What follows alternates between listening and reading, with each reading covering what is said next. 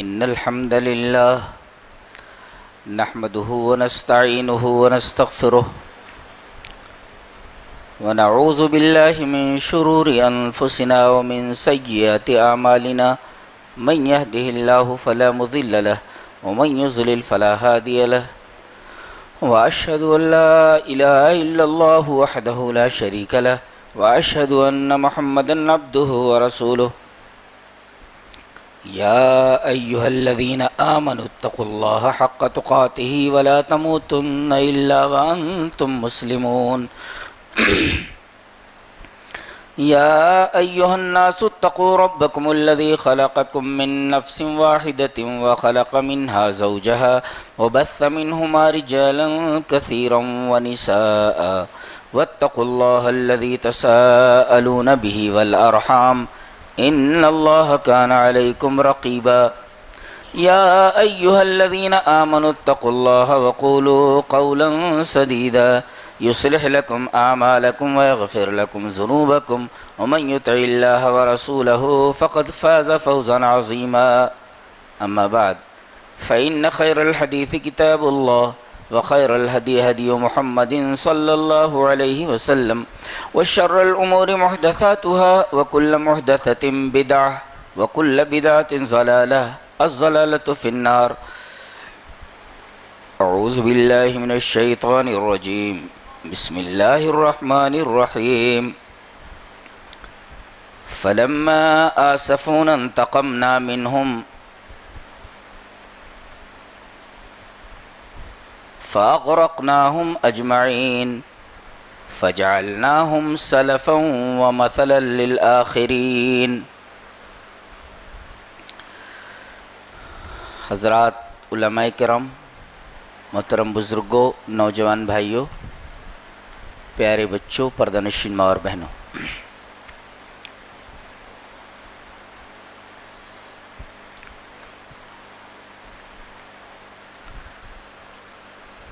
چند بنیادی باتیں ذہن نشین کر لیں تاکہ بحث کو سمجھنے میں آسانی ہو.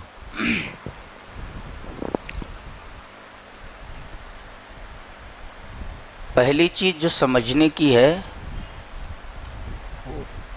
وہ منہج. What is the meaning of منہج؟ منہج کا کیا مطلب؟ تو یہ عربی کے لفظ نہج ینہجو سے بنا ہے، اور یہ اس میں ظرف ہے بروزن مفعل. تو نہج ینہجو مانے چلنا کسی خاص روٹ پر، اور اسی سے منہج اس میں ظرف ہے کوئی مخصوص راستہ. تو نہج ینہج مانے کسی مخصوص سمت میں جانے والا راستہ، اس کو منہج کہتے ہیں. سمجھ میں آیا؟ نہج ینہج کا مطلب ہوتا ہے کسی مخصوص سمت میں جانا، اور منہج کا مطلب ہوتا ہے کوئی مخصوص راستہ.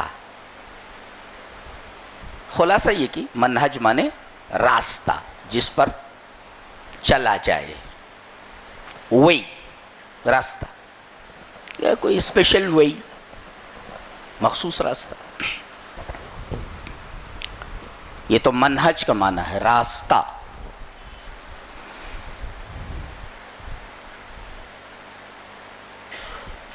دوسری چیز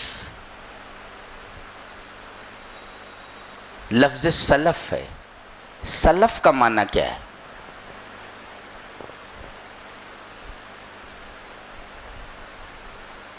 تو ذہن نشین کریں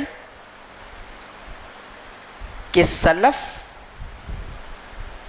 کہتے ہیں کل من قضا یا کل من مضى،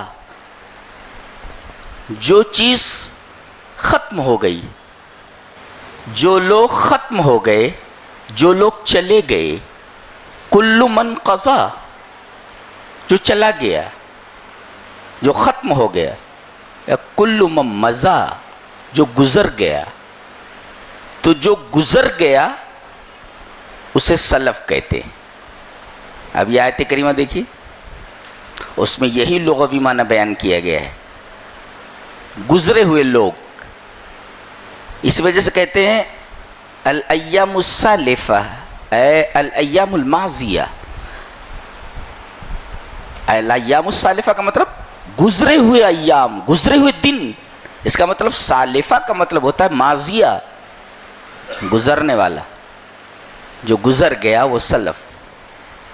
اب یہ آیت کریمہ دیکھیے، فَلَمَّا آسَفُونَا انتَقَمْنَا مِنْهُمْ فَأَغْرَقْنَاهُمْ أَجْمَعِينَ۔ جب انہوں نے ہمیں غصہ دلا دیا، کتنی شان سے فرمایا جا رہا ہے، کیا ہمارا رب ہے، کمال ہے۔ فَلَمَّا آسَفُونَا، جب انہوں نے ہمیں غصہ دلا دیا تو ہم نے کیا کیا؟ انتقمنا منہم، ان سے ریونج لیا، ہم نے انتقام لیا ان سے۔ اور انتقام کیسا؟ فاغرقناہم اجمعین، سب کو ڈبو دیا۔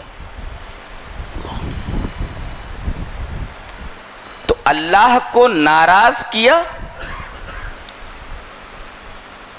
جس کے سبب سے اللہ نے ان سے انتقام لیا، اور انتقام کی شکل کیا تھی؟ ڈبو کر کے مار دیا گیا، سب کو ڈبو دیا گیا۔ ایسا سمجھ میں آیا؟ دیکھیں ترتیب، فلما آسفونا، جب ان لوگوں نے ہم کو غصہ دلا دیا۔ نکتہ یہ ہے کہ آدمی اتنا بھی گناہ نہ کرنے لگ جائے کہ اللہ غصے میں آ جائے۔ وہ جب غصے میں آتا ہے تو انتقام ایسا لیتا ہے کہ آدمی کے حواس باختہ ہو جاتے ہیں، اس کی سمجھ میں نہیں آتا کہ کیا کرے۔ لہذا ڈرو اللہ کو غصہ دلانے سے کہ اللہ غصے میں نہ آئے۔ انہوں نے اللہ کو غصہ دلا دیا۔ اللہ اکبر، کتنے بدبخت ہوتے ہیں وہ لوگ جو اپنے رب کو غصہ دلا دیتے۔ اتنا رحیم ہے وہ، بتائیے وہ غصہ اس کو کیسے آتا ہوگا؟ حد کر دیتے ہیں لوگ تب اسے غصہ آتا ہے، جب حد پار کر دیتے ہیں لوگ۔ ایسے وہ رحمان ہے، رحیم ہے، اور بندوں پر بہت زیادہ رحیم ہے۔ لیکن جب آدمی گناہ کی حد کر دیتا ہے، نافرمانی کی حد کر دیتا ہے، تب اسے غصہ آ جاتا ہے، اور جب غصہ آتا ہے تب انتقام لیتا ہے۔ اور انتقام کیسا؟ زمین سے حرف غلط کی طرح ان کو مٹا دیا جاتا ہے، نام و نشان باقی نہیں رہتا۔ اس سے قرآن حکیم کی آیات کے جو ٹکڑے ایسا لگتے ہیں جیسے موتی پھر رہے ہو۔ میں تو قرآن حکیم کا طالب علم، میں حیران ہو جاتا ہوں کہ ایسے بھی کوئی بات کرتا ہے کیا؟ انسان نہیں بات کر سکتا ایسا۔ یہ کلام خود بتاتا ہے، یہ انسان کا کلام نہیں، یہ محمد کا کلام نہیں ہے صلی اللہ علیہ وسلم، یہ محمد پر اترنے والا اللہ کی طرف سے کلام ہے۔ ایسے کوئی بات نہیں کرتا ہے اتنے شاندار انداز میں، اس کی گفتگو کا انداز ہی نرالا ہے۔ سبحان اللہ و بحمدہ، کوئی ایسی بات کرتا ہے۔ فلما آسفونا انتقمنا منہم، جب انہوں نے ہم کو غصہ دلا دیا تو انتقمنا منہم، ہم نے ان سے انتقام لیا۔ کیسے؟ فاغرقناہم اجمعین، کسی کو چھوڑا نہیں ہم نے، سب کو غرق کر دیا، all of them، فاغرقناہم اجمعین، سب کے سب کو ڈبو دیا ہم نے۔ اور پھر یہ لوگ کیا بن گئے جن کو ہم نے ڈبو دیا؟ فجعلناہم سلفا، ان کو ہم نے سلف بنا دیا، ومثلاً، اور نمونہ بنا دیا، نمونہ عبرت بنا دیا، للآخرین، بعد میں آنے والوں کے لیے۔ جو بعد میں آئے وہ خلف، اور جو گزر جائے وہ سلف۔ مفہوم سمجھ میں آیا؟ کل من مضی، جو گزر گیا دیٹ از کال سلف، بعد میں آنے والے خلف۔ تو گویا کہ سلف کا عین اپوزٹ خلف ہے، اور قرآن حکیم نے یہ لفظ بھی استعمال فرمایا ہے، سلف کے بعد خلف آئے، فخلف من بعدہم خلف، خلف آئے۔ ایک ہوتا سپوت، ایک ہوتا کپوت، تو سلف مانے سپوت اور خلف مانے کپوت۔ فخلف من بعدہم خلف، خلف آئے اضاعوا الصلاۃ، ان نالائقوں نے نماز کو ضائع کر دیا، واتبعوا الشہوات، اور اپنی خواہشات کی ڈگر پر چل پڑے، فسوف یلقون غیا، انتظار کریں کہ جہنم ان کا انتظار کر رہی ہے۔ اللہ، ان خلف لوگوں کا۔ تو سلف کا معنی سمجھ میں آیا؟ پیش رو، گزر جانے والے لوگ، کل من مضی، جو گزر گئے، اور خلف جو بعد میں آنے والے۔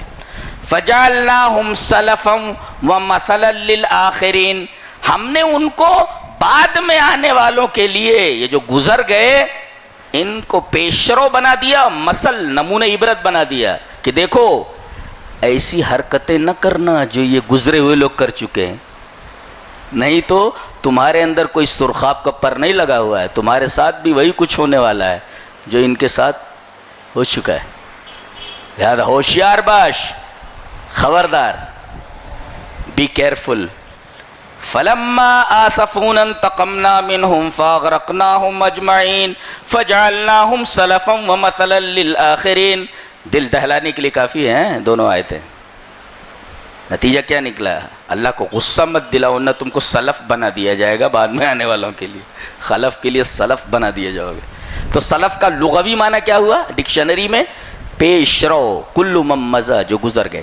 اصطلاح میں کس کو کہتے ہیں؟ اصطلاح میں 3 زمانے کے لوگوں کو سلف کہا جاتا ہے۔ آئیے وہ حدیث پڑھ لیتے ہیں۔ حدیث اس طرح، وان عبد اللہ رضی اللہ تعالیٰ عنہ عن النبی صلی اللہ علیہ وسلم قال خیر الناس قرنی ثم الذین یلونہم ثم الذین یلونہم ثم یجیء اقوام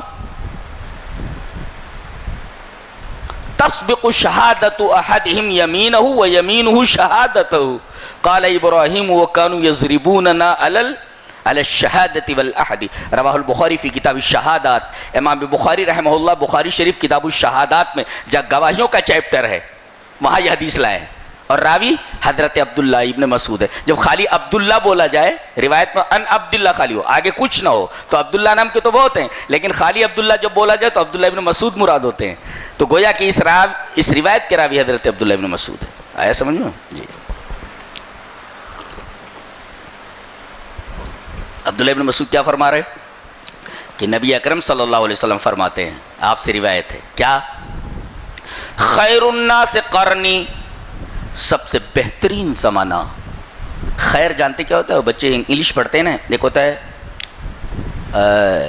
پازیٹیو، ایک ہوتا ہے کمپیریٹیو، ایک ہوتا ہے سپرلیٹیو۔ تو پازیٹیو تو ایسے استعمال ہوتا ہے، ہی از اے گڈ بوائے، گڈ، اور comparative, he is better than that, تو بیٹر کمپیریٹیو ہے، فلاں کے مقابلے میں یہ اچھا ہے۔ اور جو سپرلیٹیو ڈگری ہوتی ہے وہ آف کے ساتھ استعمال ہوتی ہے، ہی is the best of all, of کے ساتھ استعمال ہوتا ہے، وہ دین کے ساتھ یا آف کے ساتھ۔ سپرلیٹیو ڈگری آف کے ساتھ استعمال ہوتی ہے، ہی از دا بیسٹ آف آل، اور کمپیریٹیو ڈگری دین کے ساتھ استعمال ہوتی ہے، ہی از بیٹر دین دیٹ، یہ اس سے اچھا ہے، اور یہ اس کے اندر کچھ نہیں لگتا، از اے گڈ بوائے۔ تو good, better, best, positive, comparative, superlative. یہ خیر جو ہے نا، خیر عربی میں اصل میں اخیر ہے، یہ اس کی جب اضافت کر دی جائے کسی کی طرف سپرلیٹیو ڈگری بن جاتا ہے۔ خیر الناس، اس سے بہتر کوئی ہو نہیں سکتا، best of the best, best of all. جی، خیر الناس، لوگوں میں سب سے بہتر، کہ ان سے بہتر کوئی ہو ہی نہیں سکتا، یہ سپرلیٹیو ہے۔ خیر الناس، سب سے بہتر لوگ، کہ ان سے بہتر کوئی ہو ہی نہیں سکتا۔ کون ہے؟ میرے زمانے کے لوگ ہیں، جی، صحابہ۔ ثم الذین یلونہم، پھر ان کے بعد آنے والے کون؟ تابعین، پھر ان کے بعد آنے والے تبع تابعین۔ گویا صحابہ وہ ہیں جنہوں نے نبی کریم صلی اللہ علیہ وسلم کو بحالت ایمان دیکھا اور ایمان ہی پر ان کا خاتمہ ہوا۔ بحالت ایمان دیکھا اور بحالت ایمان انتقال ہوا، وہ صحابہ ہیں۔ تو جنہوں نے نبی کو اپنی آنکھوں سے دیکھا وہ صحابہ ہیں، وہ بھی ایمان کی حالت میں۔ ایک نکتہ بتاؤں، نبی کا دیدار، نبی کا دیکھنا بہت بڑی سعادت کی بات ہے، لیکن اگر ایمان کے بغیر دیکھے تو اس دیکھنے کا کوئی مطلب نہیں ہے۔ اندھے اور بینا دونوں کے دونوں برابر ہیں اس سلسلے میں، اگر ایمان نہیں ہے تو۔ گویا کہ ایمان نام ہے روشنی کا اور کفر نام ہے تاریکی کا. یہی وجہ ہے کہ رسول اللہ صلی اللہ علیہ وسلم کو دیکھنے کے بعد بھی تاریکی ہی تاریکی حاصل رہی, نور نہیں ملا. ایمان مین ہے ایمان جو ہمیں فری میں مل گیا ہے. خیر الناس قرنی, سب سے بہترین زمانہ میرا زمانہ ہے صحابہ کا.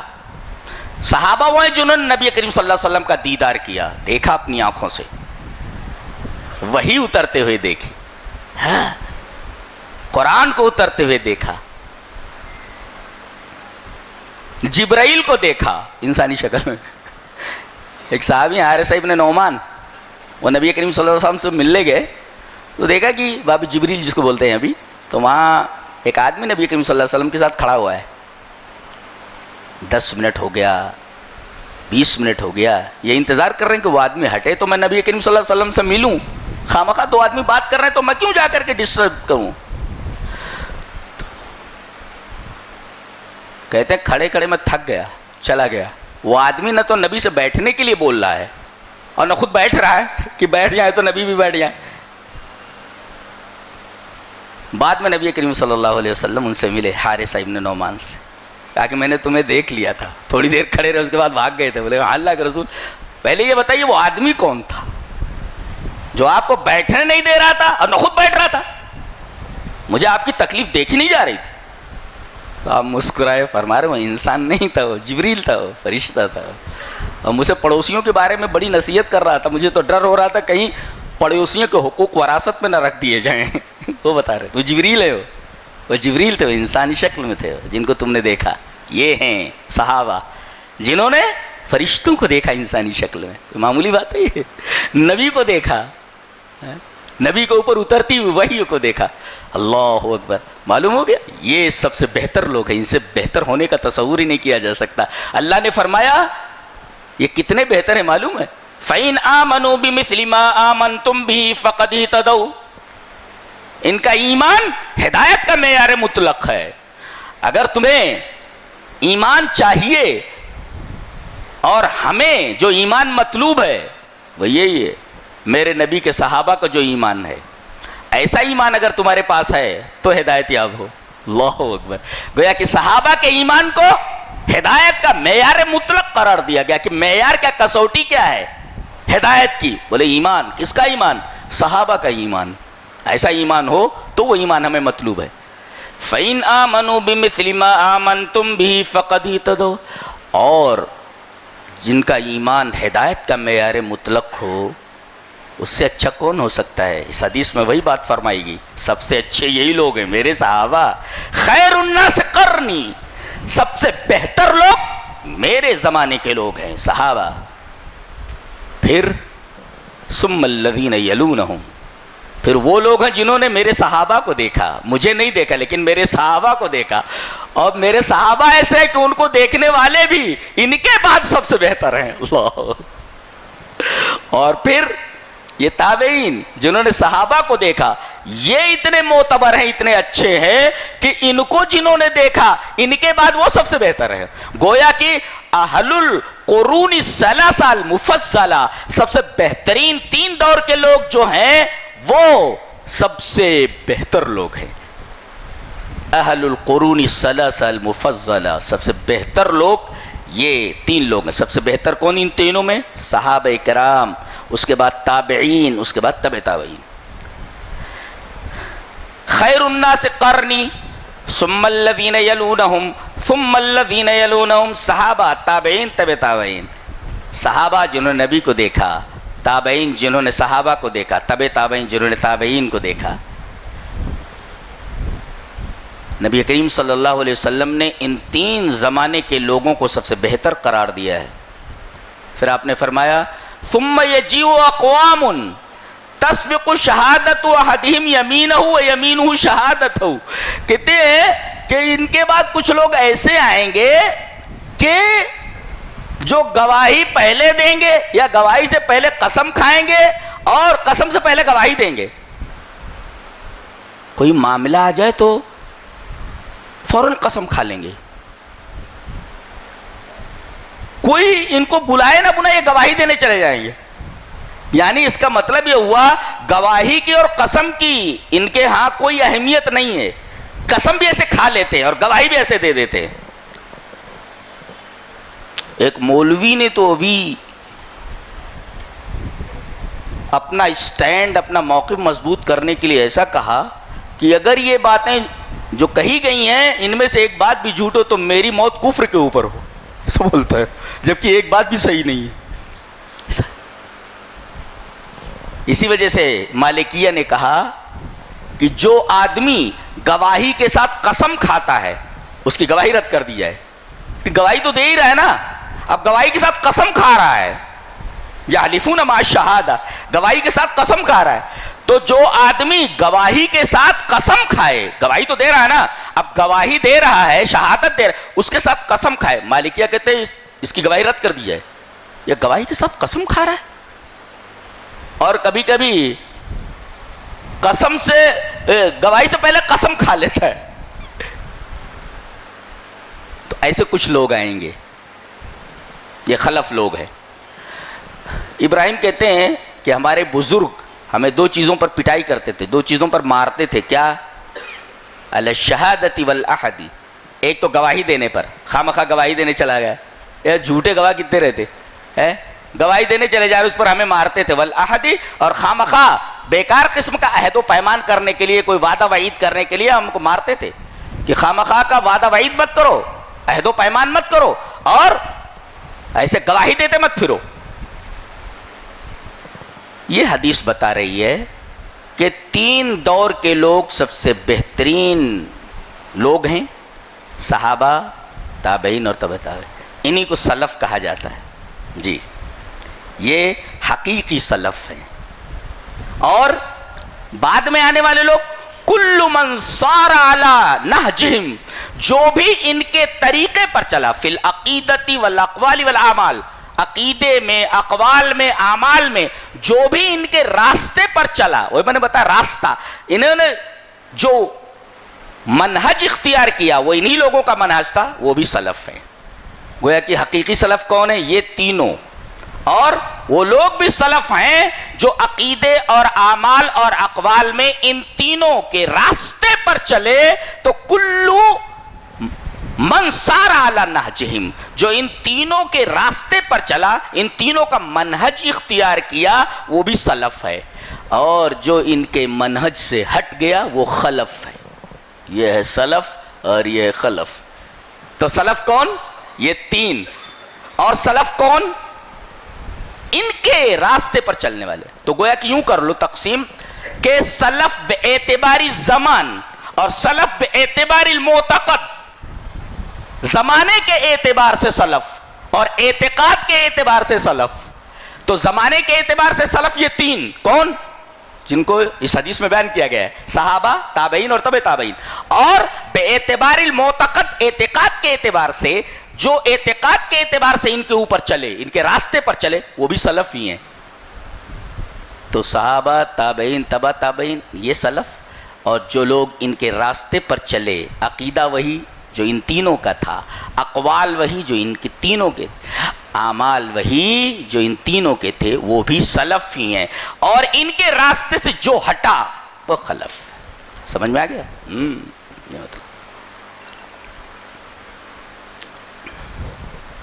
اب ایک سوال، یہ جو تین ہیں، صحابہ، تابعین اور تبع تابعین، منہج سلف، یہ سلف ہیں، جو ان کے منہج پر ہم کیوں چلیں؟ سوال ہے نا. منہج تو معلوم ہو گیا، سلف بھی معلوم ہو گیا. تو سلف کا منہج یعنی سلف کے راستے پر ہم کیوں چلیں؟ سوال ہے نا. جواب یہ ہے کہ اللہ نے ان تینوں کو سب سے بہتر کہا ہے اپنے رسول کے ذریعے. اور رسول جس کا تزکیہ کر دیں یہ اچھا ہے. جس کا تزکیہ کر دے رسول، وہ سب سے بہتر نہیں ہوگا؟ رسول نے تزکیہ فرما دیا کہ یہ سب سے بہتر ہیں. جب یہ سب سے بہتر ہیں، رسول نے انہیں تزکیہ دے دیا، سرٹیفکیٹ دے دیا، تو ظاہر ہے کہ ہمیں ان کا منہج اختیار کرنا چاہیے. تو ہمیں سلف کا منہج کیوں اختیار کرنا چاہیے؟ وہ اس حدیث میں موجود ہے کہ اللہ کے رسول صلی اللہ علیہ وسلم نے انہیں تزکیہ کا دے دیا ہے، سرٹیفکیٹ دے دیا ہے۔ اچھا ایک دوسری روایت لے لے تاکہ بات اور مضبوط ہو جائے۔ حدیث اس طرح، وان عبداللہ بن عمرو رضی اللہ تعالی عنہ قال قال رسول اللہ صلی اللہ علیہ وسلم لیاتین علی امتی ما اتا علی بنی اسرائیل حزون لبنال حتی ان کان منہم من اتا امہ علانیتا لکانا فی امتی من یصنع ذلك وان بنی اسرائیل تفرقت علی 72 ملتا وتفترق امتی علی 73 ملتا كلهم فی النار الا ملتا واحدا قالوا ومن هي یا رسول اللہ قال ما انا علیہ واصحابی۔ رواہ الترمذی فی کتاب الایمان۔ حضرت امام ترمذی رحمہ اللہ اس ایک صفحے کی پوری حدیث کو ترمذی شریف کتاب الایمان کے اندر لائے۔ کتاب الایمان کھولے یہ پوری روایت ایسے مل جائے گی جی، اور راوی حضرت عبداللہ ابن عمر ابن عاص ہیں۔ حدیث پڑھ دی گئی جی، ترجمہ دیکھیں۔ نبی کریم صلی اللہ علیہ وسلم نے ارشاد فرمایا، راوی حضرت عبداللہ ابن عمر ابن عاص ہیں، کہ میری امت کے اوپر وہی کچھ آنے والا ہے جو بنی اسرائیل کے اوپر آ چکا ہے۔ ایک بات بتاؤں، قرآن حکیم کا جب آپ مطالعہ کریں گے تو آپ کو معلوم ہوگا کہ سب سے زیادہ قصے حضرت موسیٰ کے بیان کیے گئے ہیں۔ بڑی شریر قوم تھی ان کی، اسی وجہ سے ان کو ڈنڈا دیا گیا تھا، لاٹھی، عصائے موسوی۔ بکریاں ادھر ادھر بہت بھاگتی ہیں اور ڈنڈے کی ضرورت پڑتی ہے ان کو۔ ایک بھینس ادھر بھاگ رہی ہے، گائے ادھر بھاگ رہی ہے، بکری ادھر بھاگ رہی ہے، ڈنڈے کی ضرورت پڑتی ہے۔ اقبال نے بالکل صحیح کہا ہے، بے معجزہ دنیا میں ابھرتی نہیں قوم ہے، جو ضرب کلیمی نہیں رکھتا وہ ہنر کیا۔ تو ضرب کلیم حضرت موسیٰ علیہ السلام کی لاٹھی کی ضرب وہ ضروری ہوتی ہے، کبھی کبھی ضرب کلیمی کی بھی ضرورت ہوتی ہے۔ بکریاں ایسے نہیں مانتی ہیں آواز کے اوپر، کبھی کبھی لٹھ بجانا پڑتا ہے، تو حضرت موسیٰ علیہ السلام کو لٹھ بھی دے دیا گیا تھا۔ عجیب قوم ہے۔ سامنے دیکھا انہوں نے کہ اللہ تعالیٰ نے دریا میں راستہ دے دیا ہے۔ کبھی ایسا دیکھے پانی پتھر ہو جائے؟ جن آنکھوں نے دیکھا ہو پانی کو پتھر بنتے، ان کا ایمان کیسا ہونا چاہیے؟ لیکن ایمان کس قدر کمزور ہے، اور اس راستے سے نکلے بھی پانی دونوں طرف پتھر کی طرح کھڑا ہوا ہے۔ کتنا بڑا معجزہ ہے یہ۔ اور ادھر جب گئے اور ادھر سے فرعون کا لشکر اس راستے پر آیا، خود پانی بن گیا، وہ جو پتھر بن کر کے کھڑا ہوا تھا، پھر سیلان کی حالت میں آ گیا، سب ڈوبے۔ ایک تو راستہ اللہ نے دے دیا، اور دوسرے اپنی آنکھوں سے انہوں نے اپنے دشمنوں کو مرتے ہوئے دیکھا، جنہوں نے زندگی بھر ان کو ستایا تھا۔ کتنا بڑا انعام ہے اللہ کا، کتنا بڑا فضل ہے۔ اب یہ نالائق قوم جیسے آگے بڑھتی ہے، وہاں دیکھتے ہیں کہ کچھ لوگ بت پوجا کر رہے ہیں۔ کہنے لگے یا موسیٰ اجعل لنا الہا کما لہم آلیہ، ہمیں بھی ایسا معبود بنا دو جیسے ان کے پاس معبود ہے۔ قال انکم قوم تجہلون، جاہل لوگ ہو۔ یہ ایسا نبی ہے، یہ جاہل لوگوں بولتا ہے۔ قال انکم قوم تجہلون، جاہل لوگ ہو تم۔ اب موسیٰ علیہ السلام تو بولیں گے ہی نا کہ جہالت کر رہے یہ لوگ۔ ابھی معجزہ دیکھا ہے انہوں نے، اور وہاں کہہ رہے ہیں کہ جیسے ان کے پاس معبود ہے ویسے ہی معبود ہمیں بنا کر دے دو، ہم بھی پوجنا شروع کر دیں۔ کتنی بدتمیز اور بیہودہ قوم ہے یہ۔ حضرت موسیٰ علیہ السلام قال انکم قوم تجہلون، جاہل لوگ ہو تم۔ تو جتنا قصہ اور جتنے واقعات بنی اسرائیل کے بیان کیے گئے ہیں اتنے اور کسی کے نہیں ہیں۔ کیوں؟ اس لیے کہ ان کو فضیلت کے حصے سے اتار کر کے اس اسٹیج پر امت مسلمہ کو لا کر کھڑا کر دیا گیا ہے، یہ بتانے کے لیے کہ جن حرکتوں سے یہ لوگ فضیلت کے اس اسٹیج سے اتار دیے گئے، اگر وہی حرکت تم دہراؤ گے تو تمہارے ساتھ بھی وہی ہونے والا ہے۔ تو گویا حرکتیں ان کی جو ہیں اور اس کا جو علاج ہے سارے کے سارے بتا دیے گئے۔ بیماری کیا ہے، علاج کیا ہے، سب بتا دیا گیا۔ بیماری اگر یہ ہے تو علاج یہ ہے، وہ قرآن میں ہے۔ تو لیاتین علی امتی ما اتا علی بنی اسرائیل حزو النال بالنال، جیسے جوتے کا ایک تلا دوسرے تلے کے برابر ہوتا ہے، اس طرح چلیں امت مسلمہ بنی اسرائیل کے نقش قدم پر چلے گی۔ کہتے بنی اسرائیل 72 فرقوں میں بٹ گئے، وتفترق امتی علی 73 ملتا، اور میری امت 73 فرقوں میں بٹ جائے گی، ان کے کاندھے پر لات رکھ کر کے آگے چلی جائے گی، یہ حال ہو جائے گا امت مسلمہ کا۔ یہ 72 فرقوں میں بٹے، میری امت 73 فرقوں میں، کلہم فی النار الا ملتا واحدہ، سارے کے سارے فرقے جہنمی سوائے ایک ایک۔ قالوا، سوال کیا گیا، ومن ہو یا رسول اللہ، وہ فرقہ جو ناجیہ ہوگا، جو جنتی ہوگا، وہ کون سا؟ بتایا گیا ہے قال ما انا علیہ وصحابی، جس راستے پر میں ہوں، کافی تھا یہ، رسول جس راستے پر ہو کہہ دینا کافی تھا، وہاں صحابی لانے کی کیا ضرورت تھی؟ بتایا گیا جس پر میں ہوں اور میرے صحابہ ہیں، یعنی میرے صحابہ ایسے ہیں کہ انہوں نے بالکل ٹو دا پوائنٹ میرے اعمال اور میرے اعتقادات اور میرے اعمال اور اقوال کی اقتدا کی ہے، گویا یہ حجت ہیں، یہ حجت ہیں یہ، نہیں تو ما انا علیہ کہہ دینا کافی تھا، جس پر میں ہوں، بس کہا گیا وا صحابی، جس پر میرے صحابہ ہیں، میں ہوں اور میرے صحابہ ہیں، واو کے ذریعے لایا گیا میرے صحابہ ہیں۔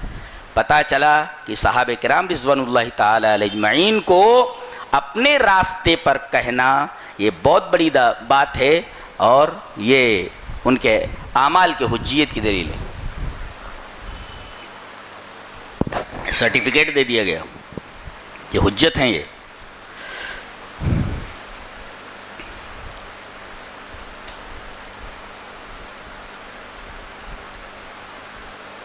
کیسے تھے؟ اللہ اکبر، نبی کی بات آ جائے، اگر کوئی صحابی اجتہاد بھی کر رہا ہے، دیکھو کوئی مسئلہ معلوم نہیں ہے، کہا جاتا ہے کہ اہل حدیث اماموں کو نہیں مانتے، مانتے ہیں، سب کو مانتے ہیں، جتنے بھی ائمہ ہیں سب ہمارے نزدیک محترم ہیں۔ ہاں ائمہ کے پاس جیسے امام ابو حنیفہ رحمۃ اللہ علیہ، امام شافعی ہیں، امام مالک ہیں، امام احمد بن حنبل ہیں، ان کے پاس کوئی مسئلہ آیا، ان کے پاس کوئی حدیث نہیں ہے، ضروری نہیں کہ کسی امام کے پاس ساری حدیثیں پہنچ جائیں، تمام حدیثیں تمام صحابی بھی نہیں جانتے تھے، بہت ساری حدیثیں صحابیہ یا صحابی کو معلوم نہیں ہوتی۔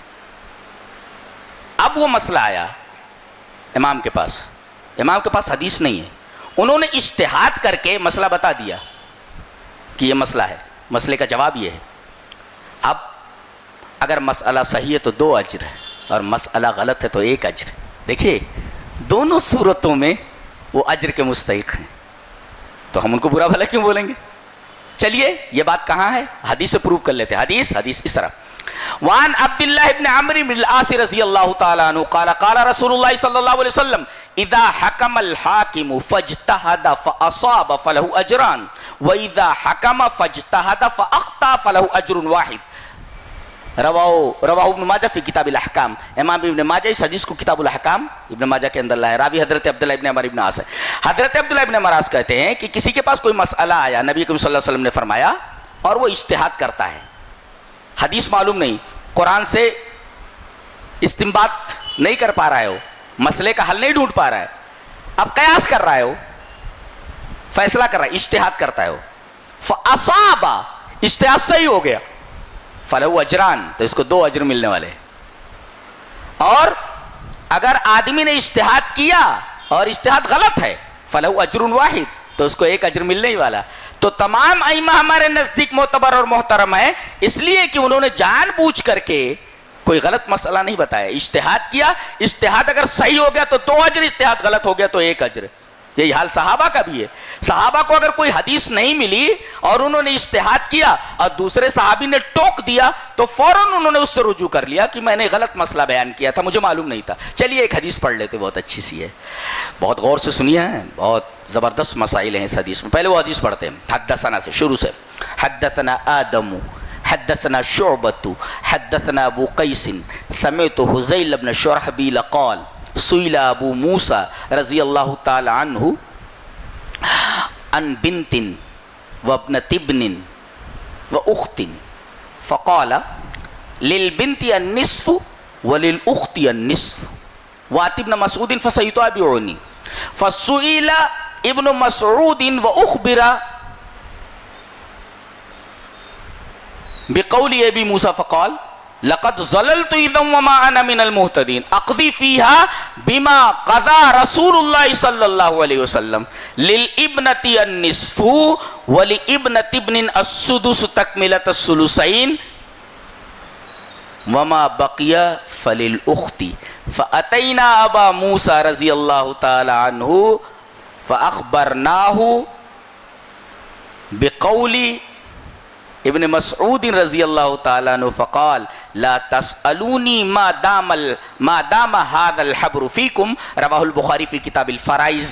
امام بخاری رحمۃ اللہ علیہ اس پوری حدیث کو ایسے ہی کتاب الفرائض میں لائے ہیں، جہاں فرائض کا بیان ہے۔ مرنے کے بعد آدمی کے ورثہ جو ہیں کتنے ہیں، کن کو کیا ملنا چاہیے، اس کو علم الفرائض بولتے ہیں۔ اس پر میری کتاب بھی آئی ہے، تدمیس الفرائض۔ آدمی مر جائے اور کون کون ہے، اس کو کتنا کتنا ملنا چاہیے، اس کو علم الفرائض کہتے ہیں۔ تو یہ فرائض کا ایک مسئلہ لے کر آئے تھے لوگ۔ کہتے ہیں کہ ابو موسیٰ اشعری رضی اللہ تعالیٰ عنہ کے پاس کچھ لوگ آئے اور کہا کہ حضرت ایک مسئلہ پوچھنا ہے۔ کہا پوچھو۔ کہا کہ ایک آدمی مر گیا، اس کی ایک لڑکی ہے، ایک پوتی ہے اور ایک بہن ہے، بس کتنا ملنا کس کو؟ ایک بیٹی ہے میت کی، جو آدمی مر گیا ایک بیٹی چھوڑا ہے اور ایک پوتی چھوڑا ہے اور ایک بہن ہے میت کی۔ اب ان تینوں کو کتنا ملنا چاہیے؟ ابو موسیٰ اشعری رضی اللہ تعالیٰ عنہ نے حدیث معلوم نہیں تھی، اجتہاد کر کے جواب دیا۔ کیا کہا؟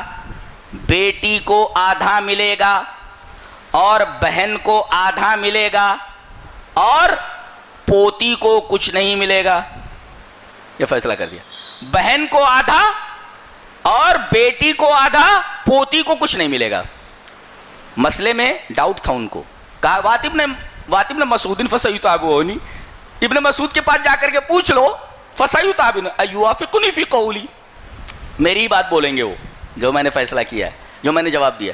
اب یہ لوگ آئے، کہا کہ حضرت ایسا ہے، ایک آدمی مر گیا ہے، ایک بیٹی ہے، ایک پوتی ہے اور ایک بہن ہے، اور ہم لوگ ابو موسیٰ اشعری کے پاس گئے تھے، انہوں نے یہ مسئلہ بیان کیا، یہ جواب دیا ہے۔ کیا؟ کہ بیٹی کو آدھا ملے گا، بہن کو آدھا ملے گا، پوتی کو کچھ نہیں ملے گا۔ جانتے کیا بولے وہ؟ لَقَدْ ضَلَلْتُ إِذًا وَمَا أَنَا مِنَ الْمُهْتَدِينَ، اگر میں یہ جواب دوں تو میں گمراہ ہو جاؤں گا اور ہدایت یاب نہیں رہ پاؤں گا۔ اتنی عجیب بات ہے، وہ یہ نہیں کہہ رہے کہ ابو موسیٰ اشعری نے جو مسئلہ بیان کیا ہے وہ گمراہ ہو گئے ہیں، ایسا نہیں کہا انہوں نے، بلکہ یہ کہہ رہے ہیں اگر میں ایسا فیصلہ کروں تو میں گمراہ ہو جاؤں گا اور ہدایت یاب نہیں رہ جاؤں گا۔ اور کہہ رہے اقضی فیہا بما قضى النبی صلی اللہ علیہ وسلم، میں اس میں وہ فیصلہ کروں گا جو نبی نے فیصلہ کیا تھا۔ آپ دیکھو، میں اس بارے میں وہ فیصلہ کروں گا جو نبی نے فیصلہ کیا ہے۔ ان کے پاس نبی کی حدیث موجود تھی۔ کیا کہا؟ للابنتی النصف، بیٹی کو آدھا جائیداد کا، ولابنت ابن السدس، اور پوتی کو 1/6 تکملۃ الثلثین، 1/6 ملے گا اس کو، کس کو؟ پوتی کو، اور جو باقی بچے گا تو بہن کو ملے گا۔ انہوں نے کیا کہا تھا؟ بہن کو آدھا مل جائے گا اور بیٹی کو آدھا مل جائے گا، پوتی کو کچھ نہیں ملے گا۔ معاملہ الٹا ہو گیا۔ کیا؟ بیٹی کو آدھا ملے گا اور پوتی کو 1/6 ملے گا، باقی بچے گا تو بہن کو ملے گا، نہیں بچا تو اس کو کچھ نہیں ملے گا۔ معاملہ الٹا ہو گیا کہ نہیں ہوا؟ یہ فیصلہ کیا انہوں نے، اور کہہ رہے ہیں کہ میں وہ فیصلہ کر رہا ہوں جو نبی نے فیصلہ کیا ہے۔ اب اس میں دیکھیے، ایک صحابی کو حدیث معلوم نہیں ہے، مسئلہ بتا رہے ہیں وہ اجتہاد کر کے، انہیں ایک ثواب مل گیا۔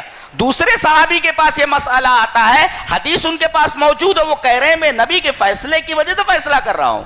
دیکھیں ایک کے پاس حدیث ہے، تو ایک بات یہ معلوم ہے کہ ضروری نہیں کہ ہر صحابی کے پاس ساری حدیثیں موجود ہوں، ورنہ حضرت ابو موسیٰ اشعری غلط مسئلہ کیوں بتاتے؟ حدیث موجود نہیں تھی۔ اور ابن مسعود نے صحیح مسئلہ بتایا، مسئلے کا جواب دیا، اس لیے کہ ان کے پاس حدیث موجود تھی۔ تو پہلی بات تو یہ معلوم کہ ضروری نہیں کہ تمام صحابہ کے پاس تمام حدیثیں موجود ہوں، ایسے تمام ائمہ کے پاس تمام حدیثیں موجود ہوں۔ اجتہاد کیا، اجتہاد کا اجر مل گیا ان کو، ایک اجر اگر غلط ہے تو۔ اس کے بعد یہ لوگ ابو موسیٰ کے پاس آئے اور کہا کہ آپ نے جو مسئلہ بیان کیا تھا وہ مسئلہ غلط تھا۔ ابن مسعود نے یہ مسئلہ بیان کیا، جانتے کیا کہا انہوں نے؟ لا تسألونی ما دام هذا الحبر فیکم، جب تک اتنا بڑا عالم تمہارے درمیان موجود ہے تب تک مجھ سے سوال مت کیا کرو۔ دیکھو ایک صحابی دوسرے صحابی کی کتنی عزت کر رہا ہے۔ یہاں ایک مولوی اگر مسئلہ بیان کرتا اور غلط ہو گیا اور مسئلہ معلوم نہیں ہے تب بھی غلط مسئلہ ہی بتائے گا، یہ نہیں کہے گا ہم سے بڑے عالم موجود ہیں ان کے پاس چلے جاؤ۔ یہ فرق ہے اس دور کے عالموں میں اور آج کر کے عالموں کے اندر۔ مسئلے کا جواب ضرور دیں گے، وہاں دیکھیے وہ کہہ رہے ہیں ابن مسعود کے پاس چلے جاؤ، ہو سکتا ہے کہ میرا مسئلہ غلط ہو. اور جب معلوم ہوا کہ مسئلہ غلط تھا اور انہوں نے صحیح جواب دیا تو انہوں نے کیا کہا، جب تک یہ عالم موجود ہے تب تک مجھ سے سوال نہ کیا کرو. اتنا بڑا عالم، حبر کہتے ہیں بہت بڑے عالم کو، بہت بڑے عالم کو. اب آپ دیکھ رہے ہیں کہ نبی کریم صلی اللہ علیہ وسلم کی حدیث کے مطابق فیصلہ کیا گیا، صحابی کی بات کو نہیں لیا گیا. جی یہ تو صحابی ہے، صحابی کی بات کو نہیں مانا گیا اس لیے کہ حدیث کے خلاف تھی. اہل حدیث کا یہی منہج ہے، سلف کا یہی منہج ہے. سلف کا منہج کیا تھا، اگر صحابی کی بات بھی نبی کی بات کے خلاف آ جائے، حدیث اس کے خلاف موجود ہو تو بات نہیں لی جائے گی. یہ تو صحابی کی بات ہے. ایک تابعی کی بات لے لیتے ہیں، آئیے اسے امام ترمذی رحمۃ اللہ علیہ کتاب الحج کے اندر لائے. ان ابن ابی عمار قال قلت لجابر رضی اللہ تعالیٰ عنہ الزبو الصید ہی قال نعم قال قلت آکلها قال نعم قال قلت اقالہ رسول اللہ صلی اللہ علیہ وسلم قال نعم راہ الترمذی فی کتاب الحج. ایک صحابہ ابن ابی عمار تابعی ہیں وہ، اور حضرت جابر صحابی ہیں. تو یہ تابعی جنہوں نے حضرت جابر کو دیکھا ہے، دیکھو صحابی کو دیکھا تو کون ہوئے، تابعی ہوئے نا. تو ابن ابی عمار آتے ہیں حضرت جابر ابن عبداللہ رضی اللہ تعالیٰ کے پاس، کہا کہ حضرت ایک سوال کرنا ہے. کہا کہ پوچھو. کہا کہ بجو کھانا جائز ہے، حلال ہے، بجو کھا سکتے کیا؟ بیجر جس کو انگریزی میں بولتے بیجر، BADGER بیجر، بیجر من بجو، بجو کے جو عربی میں اس کو زبون بولتے. زبو کھا سکتے کیا؟ گو تو کھا سکتے، زب ہوتا گو، وہ تو کھا سکتے ہیں. لیکن زبون زاد بے عین زبون بجو کھا سکتے کہ نہیں؟ حضرت جابر صحابی ہیں، بولتے نام کھا سکتے ہو. اچھا پہلے پوچھتے شکار ہے، بولے ہاں ہے. اب پوچھ رہے ہیں کیا میں اس کو کھا سکتا ہوں شکار کر کے؟ آکلوہا، ہاں کھا سکتے ہو. قال نعم. اب پھر پوچھ رہے ہیں، قال قلت، ابن ابی عمار کہتے ہیں جب وہ کہہ رہے ہیں کہ کھا سکتے ہو، میں نے کہا اقالہ رسول اللہ صلی اللہ علیہ وسلم، کیا یہ بات نبی نے کہی ہے؟ صحابی ایک مسئلہ بیان کر رہا ہے اور یہ تابعی ہیں، وہ بول رہے ہیں کیا نبی نے یہ بات کہی ہے؟ یہ اگر یہ جستجو ہے تو وہ سلف کے منہج پر ہے. وہ دیکھے کہ یہ بات نبی تک پہنچتی ہے کہ نہیں پہنچتی ہے. جی آنکھیں بند کر کے مولوی کی بات نہ مان لے. دیکھیے صحابی کی بات آنکھیں بند کر کے نہیں مان رہے. وہ کہہ رہے ہیں کہ بجو شکار ہے، بولے نعم. کیا میں اس کو کھا سکتا ہوں؟ نعم، یس. یہ بات نبی نے کہی ہے کہ آپ اپنی طرف سے بول رہے ہو. قال اور قال نعم، یہ بات نبی نے کہی ہے. چپ ہو گئے. پتہ یہ چلا جب نبی کی بات آ جائے تو آگے سوال نہیں ہوتا، اس لیے کہ نبی کی بات دلیل ہے اور دلیل سے دلیل نہیں مانگی جاتی. جو دلیل سے دلیل مانگے وہ ذلیل ہو جاتا ہے. جی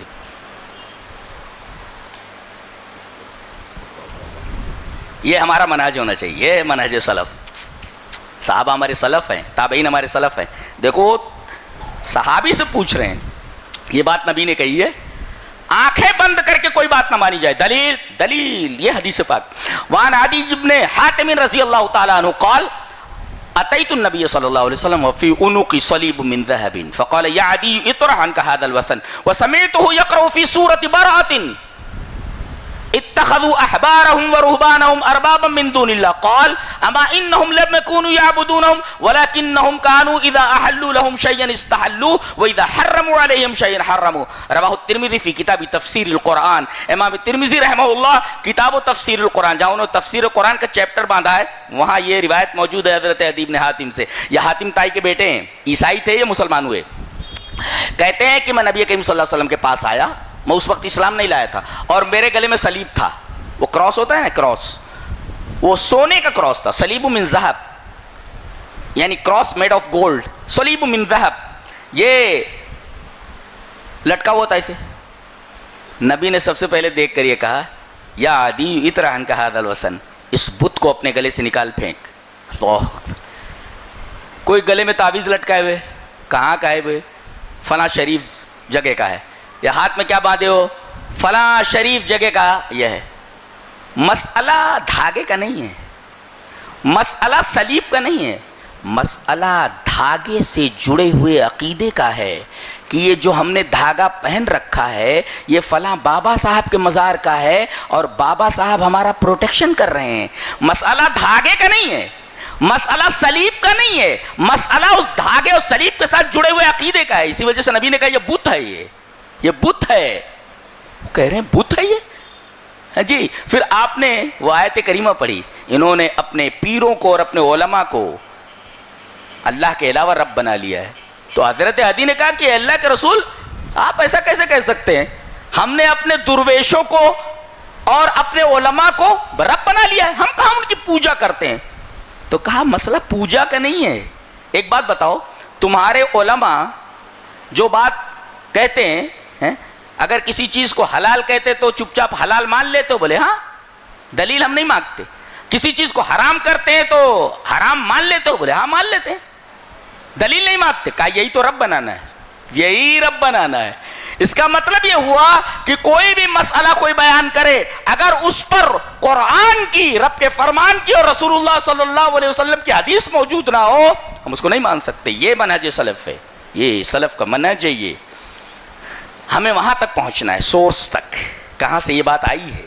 کیا نبی نے یہ بات کہی ہے؟ اللہ تبارک تعالیٰ نے یہ بات کہی ہے؟ قرآن کی کس آیت سے ثابت ہے یا کس حدیث سے ثابت ہے؟ جی سمجھ میں آیا؟ آنکھیں بند کر کے کسی بات کو نہیں ماننا ہے. اور آنکھیں بند کر کے آدمی ماننے لگے، حلال کہے تو حلال، حرام کہے تو حرام، آنکھیں بند کر کے، دلیل کچھ بھی نہ ہو، یہ رب بنا لینا ہے اپنے علماء کو اور اپنے درویشوں کو. یہ منہج سلف نہیں ہے، یہ منہج خلف ہے. یہ آئیے ایک صحابی کی اور حدیث دیکھ لیتے. حدیث اس طرح، وعن ابن عباس رضی اللہ تعالیٰ عنہ، ابن عباس سے مروی یہ روایت ہے. وعن ابن عباس رضی اللہ تعالیٰ عنہما انه طاف مع معاویہ بالبیت فجعل معاویہ یستلم الارکان كلها فقال له ابن عباس رضی اللہ تعالیٰ عنہما لم تستلم هذين الركنين ولم يكن رسول الله صلی اللہ علیہ وسلم يستلمهما فقال معاویہ لم يكن شيء من ليس شيء من البيت مهجورا قال ابن عباس رضی اللہ تعالیٰ عنہما لقد كان لكم في رسول الله اسوة حسنة فقال صدقت. رواه احمد في مسنده.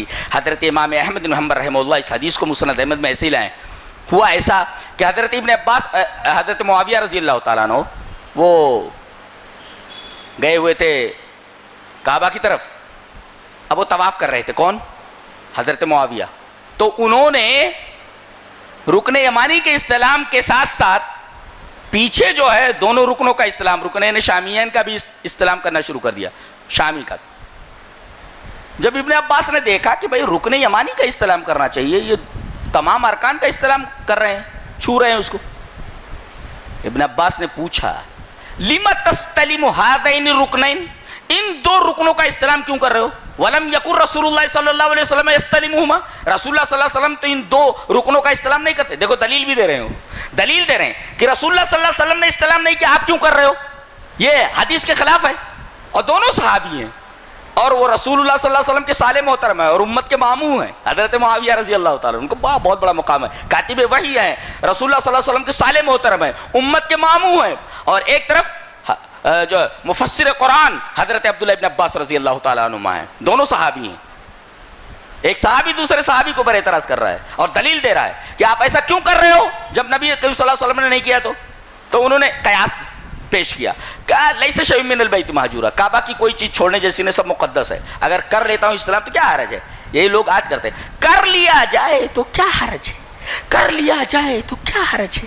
یہ منہج سلف نہیں ہے. آگے کہہ رہے ہیں ٹھیک ہے، آپ کہہ رہے ہیں کعبہ کی ہر چیز کوئی چیز چھوڑنے جیسی نہیں ہے، رک اگر استلام کر لیا جائے تو کیا حرج ہے. انہوں نے کہا لقد کان لکم فی رسول اللہ اسوۃ حسنہ، نبی کریم صلی اللہ علیہ وسلم کی زندگی ہمارے لیے اسوہ حسنہ ہے. آپ نے نہیں کیا تو آپ کیسے کہہ رہے ہو؟ فوراً حضرت امیر معاویہ رضی اللہ تعالیٰ کا صدقت، آپ بالکل صحیح کہہ رہے ہیں. اللہ اکبر. یہ ہے جذبہ، دیکھیے یہ ہے منہج سلف. حدیث آ جانے کے بعد چپ چاپ اس کو تسلیم کر لینا. یہاں تو حدیث آتی ہے تو کہتے ہیں ہم علماء سے پوچھ لیں، یعنی وہ علماء، یعنی حدیث کے بارے میں آپ علماء سے پوچھیں گے. آپ کے علماء کی اوقات کیا ہے؟ کیا اوقات ہے آپ کی علماء کی حدیث کے سامنے؟ حدیث آ گئی تو اپنے علماء سے پوچھیں گے. پھر وہی علماء کو رب بنانے والی بات. یہاں ایک صحابی اپنے بات سے رجوع کر رہا ہے اور دیکھو ان کو وہ حدیث معلوم نہیں ہے اور ایک حدیث بتا رہا ہے. عبداللہ ابن عباس بتا رہے، فوراً وہ رجوع کرے، صدقت، آپ بالکل صحیح کہہ رہے ہیں. تو جب کوئی کہے کہ کر لینے میں کیا حرج ہے، ارے بھائی کھانا رکھا ہوا ہے، نبی نے کہا بسم اللہ کہہ کر کے کھاؤ. اچھا اب کوئی کہے میں سورہ فاتحہ پڑھ کر کے کھاؤں گا، کیا حرج ہے؟ آیات ہی تو ہے، برا کیا ہے؟ غلط ہے اس لیے کہ نبی نے نہیں کیا ہے. حرج ہے اس لیے کہ نبی نے کیا. اب کوئی کہے گا پورا قرآن ختم کر کے کھائیں گے, تب تک کھانے کا کیا حال ہوگا؟ کھانے کے لائق رہے گا؟ یہ ہے بدعت جو بڑھتی چلی جاتی ہے, اس کا سر پیر نہیں ہوتا. حرج کیا ہے وہ وہی کہہ رہے حرج کیا ہے, بولے حرج ہے اس لیے کہ نبی نے نہیں کیا ہے. لقد کان لکم فی رسول اللہ اسوۃ حسنہ, چلے گا. یہاں تک کہ نماز میں بھائی سورہ فاتحہ ہے اور اس کے بعد کوئی سورہ ہے, اب الٹا کر لو, پہلے سورہ پڑھ لو اس کے بعد سورہ فاتحہ, نماز ہو جائے گی؟ آگے پیچھے کرنے سے نماز باطل ہو. کیوں؟ اس لیے کہ نبی نے نہیں کہا ہے. کر لیا جائے تو کیا حرج ہے؟ حرج ہے, وہ چیز ہوگی ہی نہیں. لہذا یہ کہنا کر لیا جائے کیا حرج ہے, کیا گڑبڑی ہو جائے گی, یہ بہت خطرناک بات ہے, یہ بہت خطرناک چیز ہے. یہ منہج سلف نہیں ہے. ایک بہت پیاری بات کہنے جا رہا ہوں, ایک دم غور سے میری طرف متوجہ ہو جاؤ. امام بخاری کا واقعہ ہے, ان کے استاد امام حمیدی کا. قال البخاری رحمہ اللہ, پہلے پڑھ لیتے ہیں عبارت عربی کی. قال, میں کوئی بات بغیر دلیل کے نہیں بولتا, میری عادت ہے, اور میں 2 ہی دلیلیں دیتا ہوں, ایک کتاب کی ایک سنت کی. جی, اور سلفیت کس کو کہتے ہیں؟ سلفیت کی تعریف معلوم ہے؟ سلف جس پر چلتے ہیں, سلفیہ ہی التمسک بالقرآن والسنہ علی فہم سلف الامہ, امت کے سلف لوگوں کے فہم کے مطابق قرآن و حدیث کو سمجھنا, دیٹ از کالڈ سلفیت. جی, تو میں 2 ہی چیزیں پیش کرتا ہوں, اللہ کی کتاب اور اس کے رسول کی حدیث. اب یہ دیکھیے اتنے بڑے عالم ہیں امام بخاری رحمۃ اللہ علیہ, ان کو استاد حمیدی. قال البخاری رحمہ اللہ سمعت الحمیدی یقول كنا عند الشافعی رحمہ اللہ فاتاه رجل فسأله عن مسألة فقال قضى فيها رسول الله صلى الله عليه وسلم كذا وكذا فقال الرجل للشافعي ما تقول أنت فقال سبحان الله تراني في كنيسة تراني في بيئة ترى على وسط زنارا أقول لك قضى رسول الله صلى الله عليه وسلم وأنت تقول ما تقول أنت. یہ امام ابن ابلیس کی کتاب ہے شرح العقیدۃ الطحاویہ, اس میں ہے یہ. امام بخاری بولتے ہیں کہ میں نے اپنے استاد امام حمیدی کو یہ بیان فرماتے سنا, کیا کہ امام شافعی بیٹھے ہوئے ہیں, ہم لوگ امام شافعی کے پاس بیٹھے ہوئے ہیں. امام حمیدی بولتے کننا عند الشافعی, ہم مشہور امام شافعی کے پاس بیٹھے ہوئے ہیں. ایک آدمی آتا ہے, فاتح رجل, ایک آدمی آتا ہے, کہا کہ امام صاحب ایک مسئلہ پوچھنا ہے. بولے پوچھو. فسالہ عن مسئلۃ, ایک مسئلہ پوچھا. تو حضرت امام شافعی نے کہا قضا فیہا رسول اللہ صلی اللہ علیہ وسلم کذا وکذا, رسول اللہ صلی اللہ علیہ وسلم نے اس مسئلے میں یہ ایسا ایسا فیصلہ کیا. اللہ اکبر, اس امام کو دیکھو فوراً حدیث پیش کی اس نے. یہ جو مسئلہ تم نے پوچھا ہے قضا فیہا رسول اللہ صلی اللہ علیہ وسلم کذا وکذا, رسول اللہ صلی اللہ علیہ وسلم اس بارے میں یہ فیصلہ کیا ہے. یہ ہے منہج سلف. جی, یہ سلف کا منہج ہے. مسئلہ آیا, حدیث پیش کی گئی. اب وہ آدمی کہہ رہا ہے ایک بات بولوں, ما تقول انت, آپ کیا بولتے ہو؟ اللہ اکبر, انہوں نے حدیث پیش کر دیا, وہ بولتا ہے ما تقول انت, آپ کیا بولتے, واٹ ڈو یو سے, آپ کیا بولتے؟ فقال سبحان اللہ, اللہ پاک ہے. ترانی فی کنیستن, گرجا گھر میں مجھے دیکھ رہا ہے کیا؟ ترانی فی بیتن, یہودی کے معبد میں دیکھ رہا ہے, مندر میں دیکھ رہا ہے کیا مجھے؟ ترانی علی وسط زنار, میرے کمر میں زنار بندھی ہوئی ہے کیا؟ میں ہندو ہوں, میں غیر مسلم ہوں کیا؟ کیا سمجھ رکھا ہے تم نے؟ مجھے گرجا گھر میں دیکھ رہا ہے, سینیگوگ میں دیکھ رہا ہے مجھے, یا میری کمر میں زنار بندھا وہ دیکھ رہا ہے؟ کیا سمجھ رہا ہے تو؟ اقول لک, میں تم سے بولتا ہوں قضا رسول اللہ صلی اللہ علیہ وسلم, رسول اللہ صلی اللہ علیہ وسلم نے فیصلہ, وانت تقول ما تقول انت, تو بولتے ہو کہ تم کیا بولتے ہو. کیسا آدمی ہے تو؟ اس کا مطلب یہ ہوا جب نبی کی بات آ جائے تو بڑے سے بڑے امام کی بات نہیں مانی جاتی کہ تم کیا بولتے ہو. اگر تم یہ بولتے ہو اس کا مطلب یہ ہوا کہیں غیر مسلم تو نہیں سمجھ رہے ہو, تم خود غیر مسلم تو نہیں ہو. کتنی خطرناک بات ہے, کتنی خطرناک بات. ایک حدیث اور پڑھوں, بہت پیاری حدیث.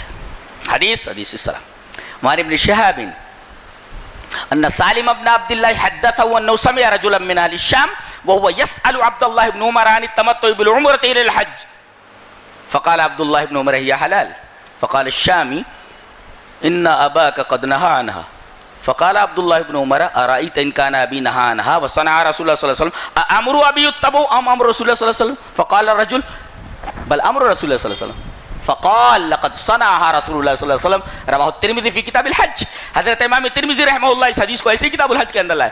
ایک آدمی سیریا سے آتا ہے, رجل من اہل الشام, شام سے آتا ہے, سیریا سے. کہا کہ وہ حضرت عبداللہ ابن عمر کا گھر کدھر ہے؟ بولے وہ السلام علیکم. وعلیکم السلام. کہاں سے آ رہے ہو؟ بولے سیریا سے. شام سے. سیریا سے آ رہے ہو, شام سے, اتنی دور سے, کیا بات ہے؟ کہا کہ حضرت ایک مسئلہ پوچھنا ہے. کہا کہ پوچھو. کہا کہ حج تمتع کرنا کیسا ہے, حج تمتع کرنا کیسا ہے؟ بولے یہ حلال جائز ہے. کون بولا؟ عبداللہ ابن عمر. اب وہ جواب کیا دے رہا ہے؟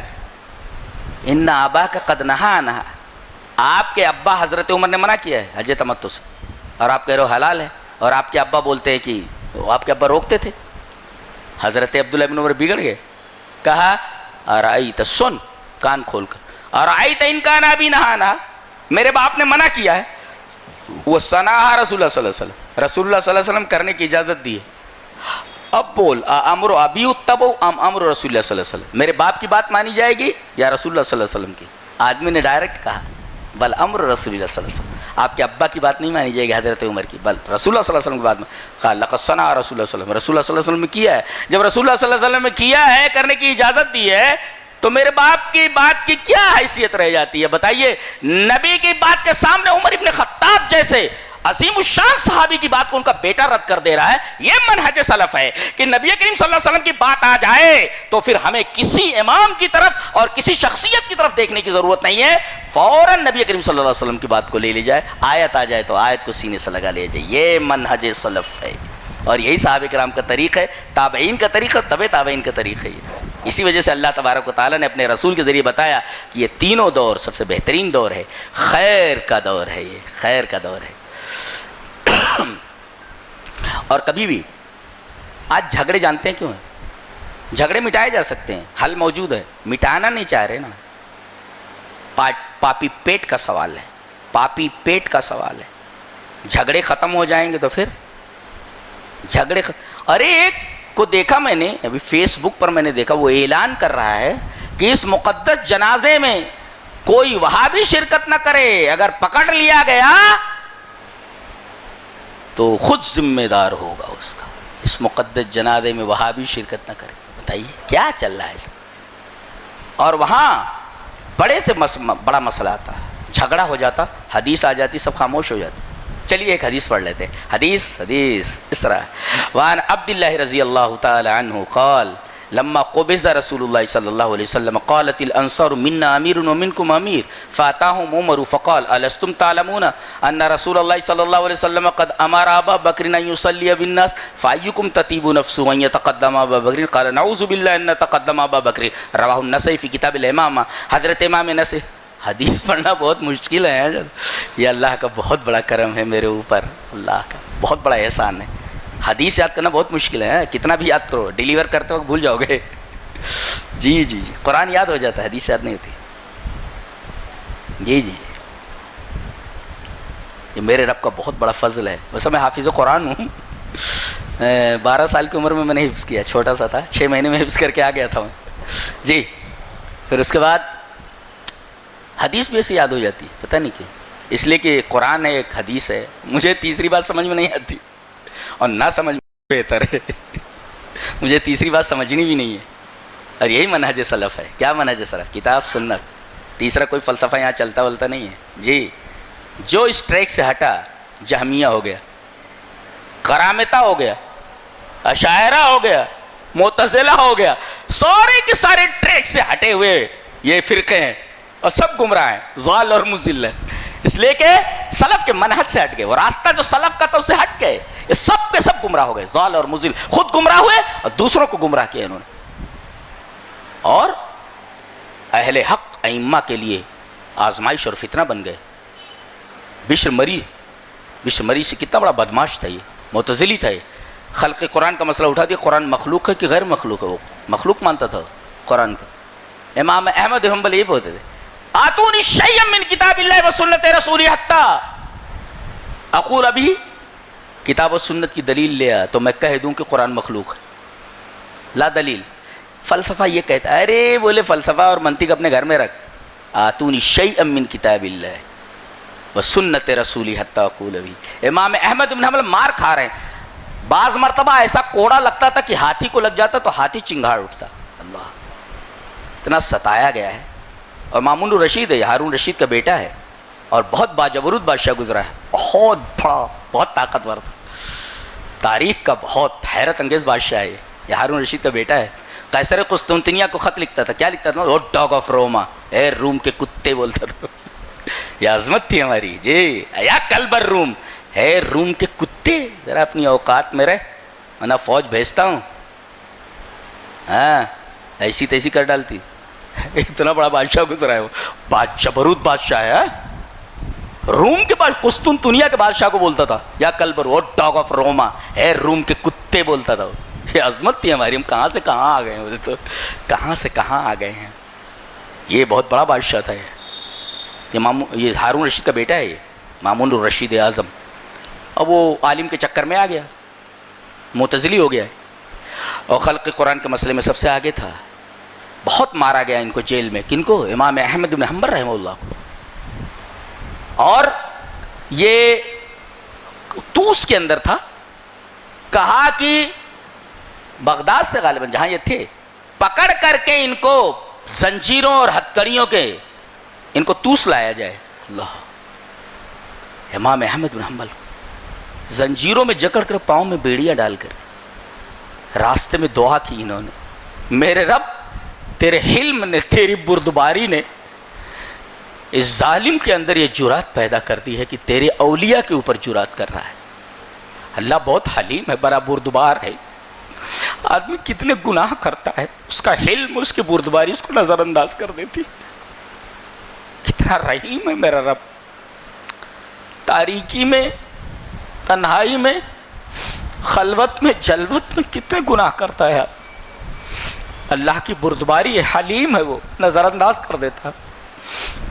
میرا بندہ ہے. سب ہم اللہ کے حلم پر بچے جا رہے ہیں. نہیں تو ہماری اوقات بتا دی جاتی 2 منٹ میں. ہماری جو حرکتیں، انہوں نے دعا کی کہ میرے رب تیرے حلم نے، تیری بردباری نے اس آدمی کو یہ جرات دے دی ہے کہ تیرے اولیاء کے اوپر ایسی حرکتیں کر رہا ہے، ایسے مظالم ڈھا رہا ہے.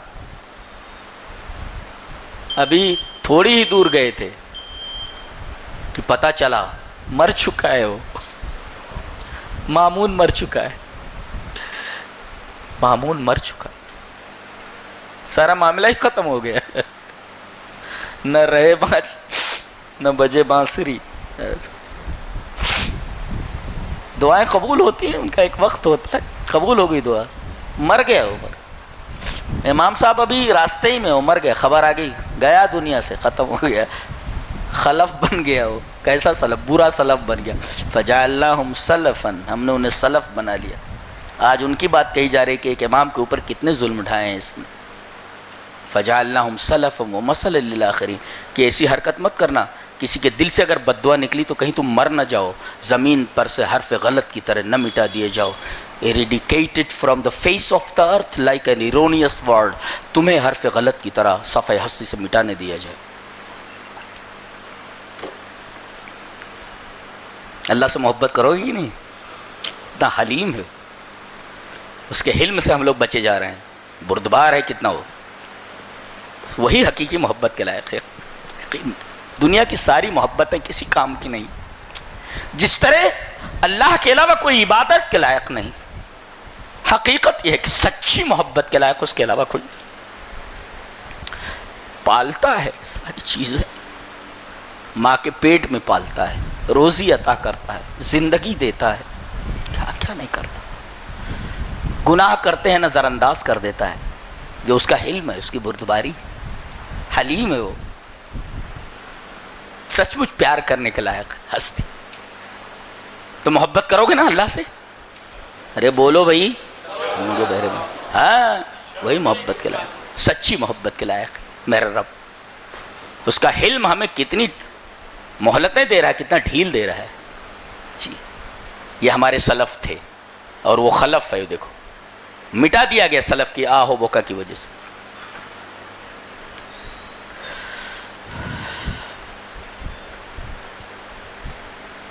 تو میں یہ بیان کر رہا تھا کہ لما قبض رسول اللہ صلی اللہ علیہ وسلم، جب نبی کریم صلی اللہ علیہ وسلم کی روح نکالی گئی، قبض کر لی گئی، تو اب جھگڑا پیدا ہوا کہ خلیفہ کون بنے.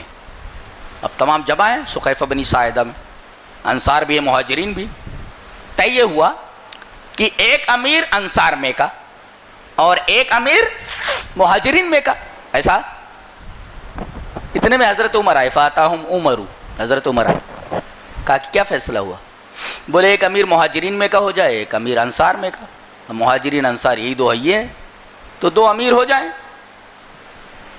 حضرت عمر نے کہا دو امیر نہیں ہوتے، امیر ایک ہی ہوتا ہے، تو میں بولوں مانو گے؟ بولے بولیے۔ کہا کہ الستم تعلمون ان رسول اللہ صلی اللہ علیہ وسلم قد امر ابا بکر ان یصلی بالناس، نبی نے اپنی زندگی میں اپنے مصلی پر کس کو کھڑا کیا؟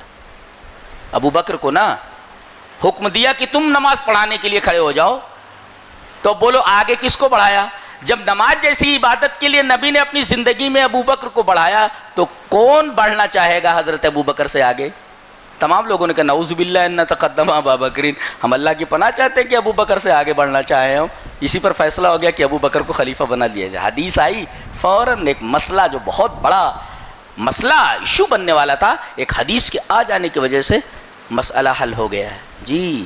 اب آخری حدیث، اس کے بعد بات ختم کر دی جائے کہ منہج سلف یہ ہے کہ قرآن و حدیث جو نبی کریم صلی اللہ علیہ وسلم کو دیا گیا تھا وہی آپ دے کر کے گئے ہیں، اسی کو سمجھنا ہے امت کے سلف کے فہم کی روشنی میں۔ حدیث پڑھ لیتے ہیں، حدیث اس طرح وعن ابی ہریرہ رضی اللہ تعالیٰ عنہ قال قال رسول اللہ صلی اللہ علیہ وسلم انی قد ترکت فیکم شیئین لن تضلوا بعدہما کتاب اللہ وسنتی ولن یتفرقا حتی یرد علی الحوض، رواہ الحاکم فی المستدرک فی کتاب العلم۔ حضرت امام حاکم رحمہ اللہ اس حدیث کو مستدرک علی صحیحین کتاب العلم کے اندر ایسے ہی لائے، راوی حضرت ابو ہریرہ رضی اللہ تعالیٰ عنہ۔ حضرت ابو ہریرہ فرماتے ہیں کہ نبی اکرم صلی اللہ علیہ وسلم نے ارشاد فرمایا بے شک میں نے تمہارے درمیان دو چیزیں چھوڑ دی ہیں، اگر ان کو مضبوطی سے پکڑے رہو گے تو کبھی گمراہ نہیں ہوگے، وہ ہے کتاب اللہ، اللہ کی کتاب، و سنتی، اور میری سنت، وَلَن يَتَفَرَّقَ حَتَّى يَرِدَ عَلَيَّ الْحَوْض، دونوں ایک دوسرے سے جدا نہیں ہو سکتے یہاں تک کہ میرے پاس حوض کے اوپر آ جائیں۔